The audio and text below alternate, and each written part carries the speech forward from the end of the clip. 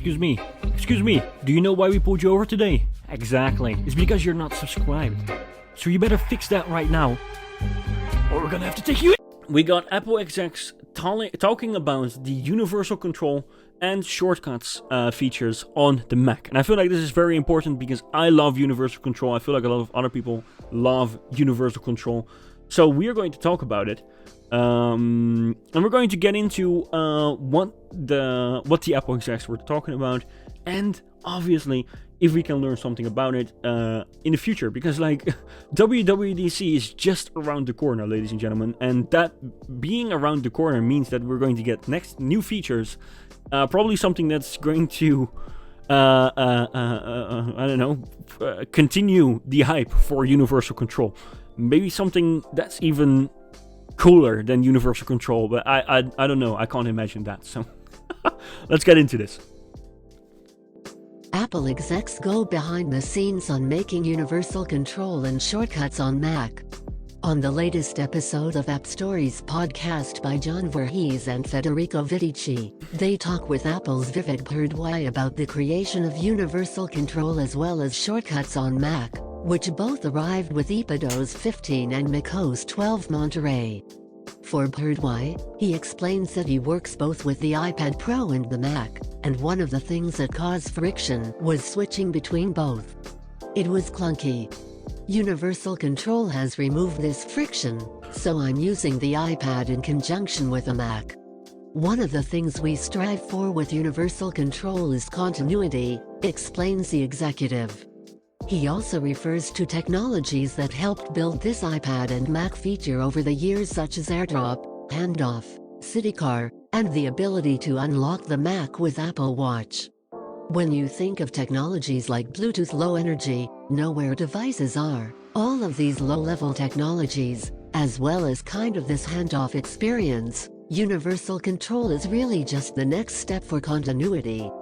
After months of delay, Universal Control was finally released as a beta feature with macOS 12.3 and iPadOS 15.4.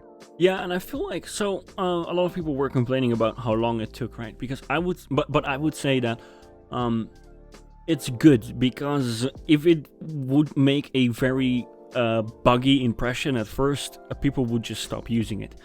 And now it just works seamlessly. It's so insane. It doesn't even make sense how good it works. It's crazy. It's absolutely mental. And if you ask me, when I saw it first, when Greg Federici was using it on the Apple Silicon iMac and the Apple Silicon MacBook Pro, and I feel like it was the iPad Pro, right next to it, I was looking at it, I was like, no way this is going to work that way. It's probably going to be some version of that and something close to it, but no way it's going to be that smooth and effortlessly. And it's not even just that smooth. You can also use Sidecar while using universal control at the same time, and it blows my mind. It blows my fucking mind. I'm just saying, like, it's kind of crazy. It's super crazy. Anyways, let's keep it pumping. What do we have here? I love John Voorhees.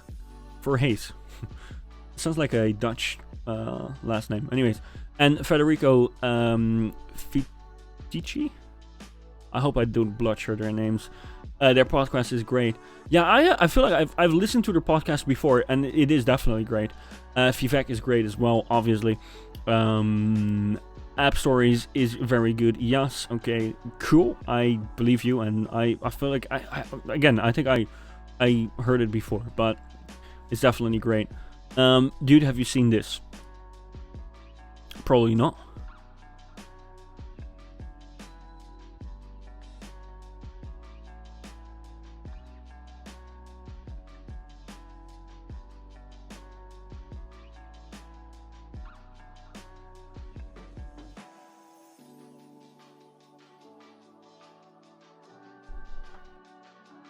I feel like I've seen this before, this feature, but it's definitely sick. It's really cool. Oh. Anyways, fuck Twitter. It's really cool. It's really awesome to see those features. And But I feel like this has been out there for a longer time, if I'm not mistaken. But I'm not sure. True, I think so too. Yeah, exactly. I feel like it has been out there for a little, but it's definitely cool. It's definitely cool, yeah, After for sure. months of delay, Universal Control was finally released as a beta feature with macOS 12.3 and EPADOS 15.4. This function lets Apple customers use Mac's keyboard and trackpad, for example, with another Mac or iPad in a seamless experience by just moving the cursor from one screen to another. We designed Universal Control with Mac and iPad in mind. So think of it more of pairing these two devices together and then taking full advantage. Lots of Mac users have an iPad, so extending this capability to them is a really powerful experience. It's not just two devices, these are two different platforms. Talking about shortcuts, AppStories' John Voorhees asks Vivek Bhardwaj about iOS 15.4 newest feature that allows users not to be notified when a shortcut runs. Voorhees says that even if you opt for this option, shortcuts will eventually let users know with a summary about what shortcuts ran in the background. When we design features like this, privacy and security are paramount for us. We just want to make sure users are in control and the system and the device are transparent. This is something you can turn off, but we still want to make sure that users get notified, they're made aware.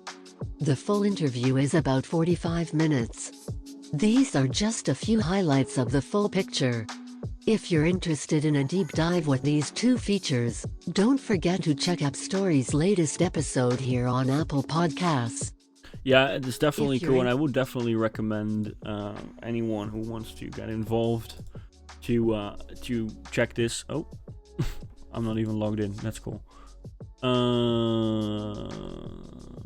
I cancel? Yeah. Thought maybe I could do it here, but let me do it in the console here then.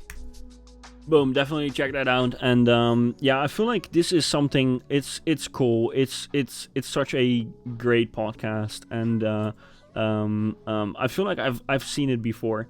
So yeah, I would say definitely check this out. It's definitely cool. Get involved, get subscribed, follow them, and let's keep it pumping, boys. Let's keep it pumping.